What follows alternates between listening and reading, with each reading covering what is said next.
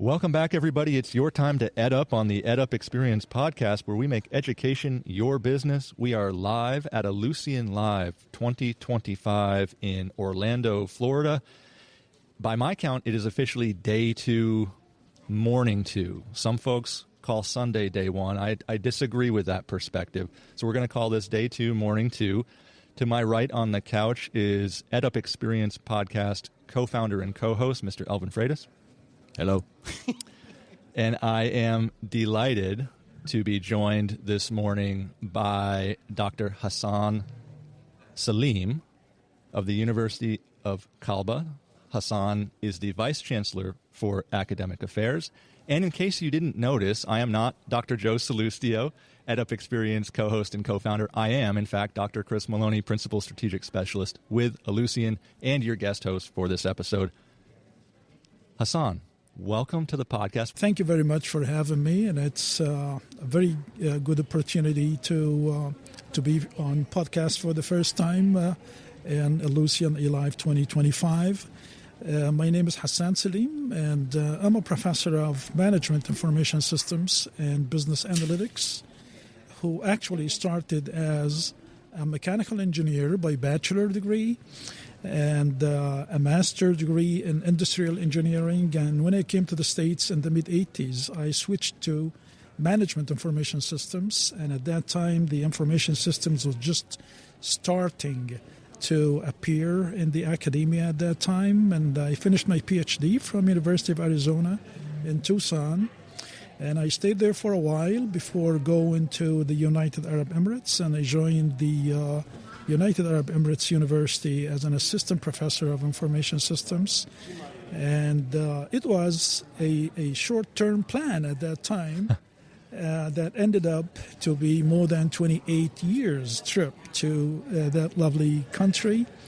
And since then, I have been just going back and forth between the United States and United Arab Emirates. Originally, I'm Egyptian, from Luxor, which is one of the lovely cities at the south of Egypt.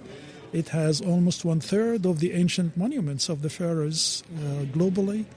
And, I have never imagined that I'm going to be leaving United Arab Emirates University after all those years of work for them. I started as an assistant professor, and I moved all the way to a full professor, and I have been a department chair, a director of centers of teaching and learning. I founded a lot of projects and activities in that institution till last year, when His Highness Dr. Sultan Al-Qasimi, the ruler of Emirate of Sharjah in UAE, established 3 new universities in that emirate, and one of them is University of Kalba. And I was sitting one day in my office, and I received a phone call from a lady I worked with for so many years, and she said, "Hassan, do you have any plans?" I said, "Well, no, I don't have any plans. I'm happy, and I've been so many years at the university, UAE University and everything." And she said, "Well, I have a plan for you. We have a university to establish, and I have a university actually to build." And I said, "Well, wait a minute. Well, as an academic person with more than 40 years in academia, I have never imagined that I'm going to be a seed team member in establishing a new university. I'm in." And I moved to University of Kalba, which is, today it's around a year and a half. Today it's around a year and a half old university. I joined them 6 months ago officially, and informally I was there since day one. The university now is, to me, is actually a golden opportunity that we are building a university from clean sheet, no previous culture, no resistance. You're just being yourself. And I've always dreamed of a unique business school with different value proposition, and that's what we're doing now. And after a few months of being a dean of the business school, I actually was asked to be the Vice Chancellor for Academic Affairs, and since November, I'm in that position, and we're going forward very fast. And as a matter of fact, we have the full support from His Highness, so we don't have the traditional challenges facing other higher education institutions like, scarcity of resources, lack of budget, lack of funding. No, we're actually having that part, as a peace of mind, and we're just concentrating on building the university. It sounds like a dream situation. Think of how many higher education administrators, leaders would love to be in a position to do it from scratch and build it all new today. And also, just interesting how our short-term plans can turn into long-term plans, but in all the best ways. In all the best ways. Yeah. Well, give us a little bit of a better sense of the University of Kalba, mission, vision, and where you see the university going from here. And I also want to just say that the University of Kalba is the first SaaS client of Ellucian in the Middle East region. So I definitely want to get into that, but let's start with a high-level overview of University of Kalba. The University of Kalba has a very important mission and vision to achieve, and that is the sports science hub of the region.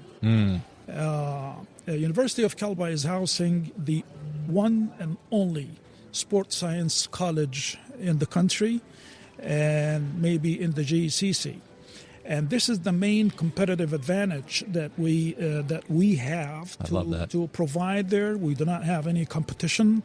And we have other three colleges, College of Business Administration, College of Law, and another college that we call it the Cocktail College because it has the arts, science, information technology, and communication. And the three colleges are actually building a unique set of programs that are mostly interdisciplinary. So we're not a traditional higher education institution. We are untraditional, non-traditional, and we are doing our best to offer programs that are going to be having zero gap with industry. And that is unique as well because most of the other older institutions around us are too rigid to respond to industry as fast as we are planning to do. So that is University of Kalba. As you describe University of Kalba, what an opportunity, again, just to underscore that, to define your competitive advantage in the moment. That's something that so many institutions now, as you're aware of, are struggling to do, right, after decades and decades of really trying to be like their peers in so many ways. And we got this sort of homogenization of higher education institutions. Even if the missions were different, so much of what they did was the same with programs. I think that's an awesome opportunity. So congratulations to you and all of your leadership colleagues there on that great achievement. Being the first Ellucian SaaS institution in the Middle East is a big deal. And I want to go deeper into that. I want to hear sort of how that process came about. We can talk through sort of methodology, but also it's really important for people to understand obstacles, challenges. How did you navigate those types of things? And then we can get into sort of what you hope the outcomes of that will be for the future. Well, this has a little story behind it.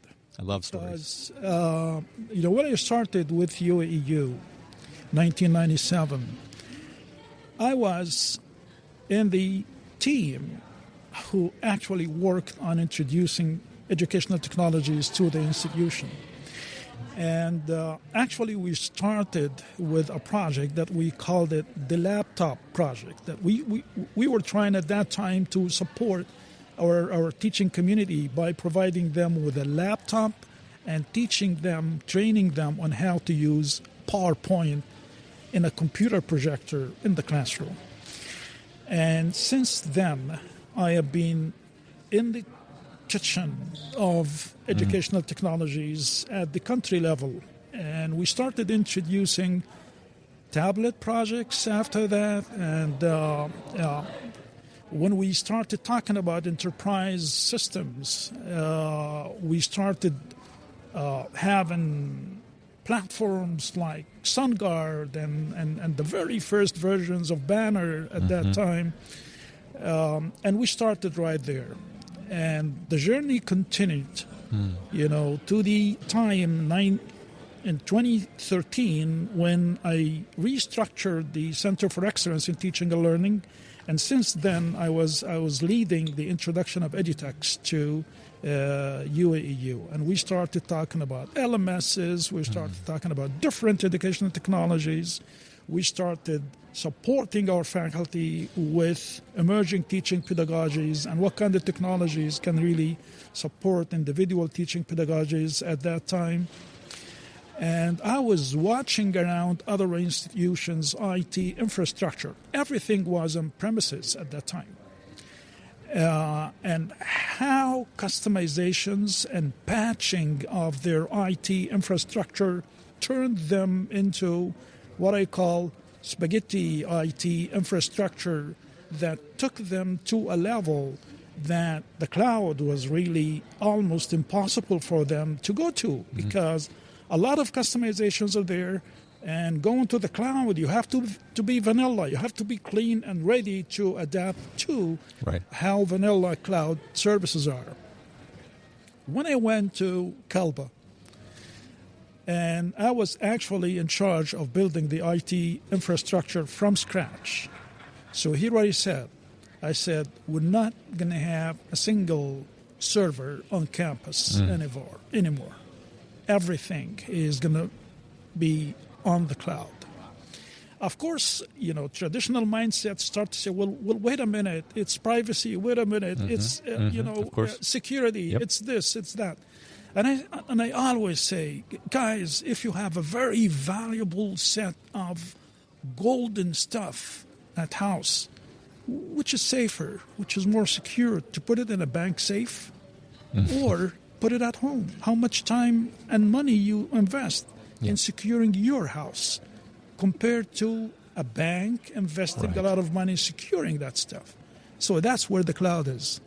And I took it from there, and we started actually talking to Ellucian team. At that time, Joyce and all of them were friends because we've been working together for so many years. And I said, guys, here what I want to do. And Ahmed Ghunaim and the rest of the team members, they came and they demonstrated the product to the leadership of University of Kalba, and we took it from there. And today, as we speak, we're just about a month or two from going live. The team members are very well trained, ready to go. The SIS actually is almost ready to go, and the integration with another LMS is going by the clock. And this coming academic year, this coming fall, we will be functioning. What happened at that time, we were talking to other universities because with University of Kalba, His Highness established 2 other universities at the same time, and they went in different ways, actually. They even started to talk to different providers, and they did not have the SaaS in mind, but and when they asked me, I started, telling them that, guys, start clean, otherwise we're going to end up where other older universities are at today, and this is what happened. So other institutions started to work with Ellucian to get their SaaS solution there. And they use me as a mentor. They talk to me and they say, well, how do we do this and how do we do that? And I think things are on track. A few things that I hear as you were describing sort of that evolution and where you are right now. The first thing, and I think it's a great sort of lesson and moment for others who are going to listen to this to hear, is how proactive you've been for quite a while in sort of driving towards these changes. Not reactive, but proactive and anticipatory, looking forward to the future and trying to move to that future state, not letting that kind of come to you and then try to respond to it and deal with it in the moment. The other piece is the communication piece, information sharing, and really kind of building those bridges. There are so many institutions, I think, that are desperate to understand how others are getting there. That clearly a unique case with the University of Kalba being able to do it from scratch and maybe fewer barriers in that sense and obstacles.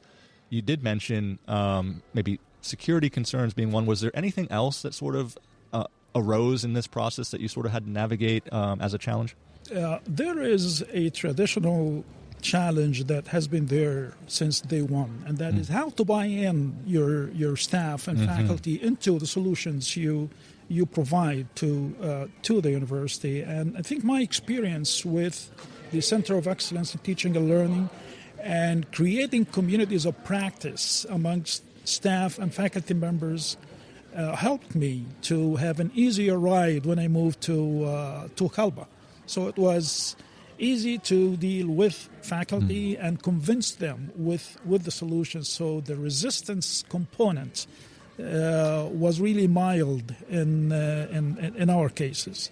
The other challenge is how to get the top management support. When I was a college dean and a director of a center, I was just looking at the top management support as something that I need to convince them. But being a member of the top management of an institution actually solved the that challenge by default. And having all these years of experience behind me made it easier actually to have the top management facilitate what we're doing in Kalba. So it's really a unique experience. That's why I said it's a golden opportunity from the beginning, that you start from clean sheet. So most of the challenges are not going to be there. Dr. Selim, as I was exploring University of Kalba in preparation for this, I noticed important words: innovation, dynamic, agile, really important key words that indicate sort of a future vision. Talk to us a little bit about how going to SaaS is really going to benefit students in the future at the University of Kalba and benefit the mission and the vision. Okay. I look at SaaS as a strong enabler to where University of Kalba is, expecting to be at different levels. The first thing in my mind is that we're going to have a peace of mind when it comes to upgrades and when it comes to maintenance and when it comes to the back office technical support. So that is going to be taken care by the providers. Ellucian team is very capable, and imagine how much money we would invest to come up with that service if we're not on SaaS. Right. So that is number one critical success factor there. So we're going to dedicate our time, resources into enabling our staff, students, and faculty to benefit the best from the services provided there. And I think I'm lucky of being here in Ellucian eLive 2025, and I attended several sessions, and I'll continue attending those sessions. Even the sessions I'm not attending, I'm getting the slide deck to know what's going on.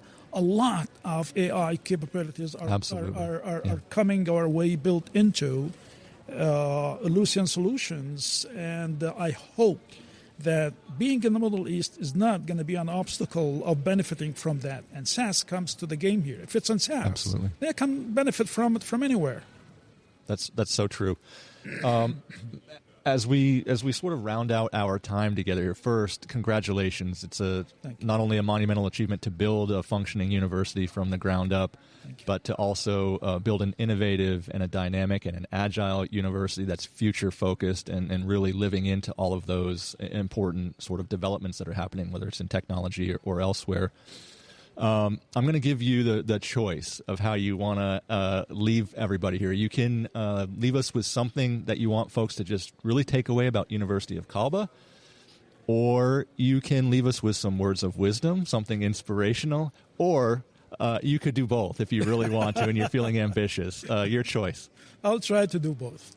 The first thing that comes to my mind is that higher education today needs agility in order to be responsive to the fast pace of changes that is around us. That's one thing. The other thing is I keep hearing the word disruptive, and AI is going to disrupt this and disrupt that. I'm not a strong believer of disrupting the higher education. Higher education has been there for hundreds and hundreds and hundreds of years, and has never been disrupted. But it has that capability of being adaptive enough to absorb any disruptive innovations that might come on its way. So higher education is here to stay, but all what we need to do is just have some agility and flexibility within that system. Very well said. Dr. Hassan Selim from the University of Kalba, thank you so much for joining us on the podcast this morning, and I hope you have a great rest of the conference. It was wonderful to meet you and talk to you and learn more about the University of Kalba and what you're doing there. Thank you very much for having me, and I'm looking forward to listen to the podcast after that. It's going to be very interesting to listen to me for the first time. Give you something to listen to later tonight or tomorrow morning as you're moving around. And ladies and gentlemen, with that, you've just ed-upped.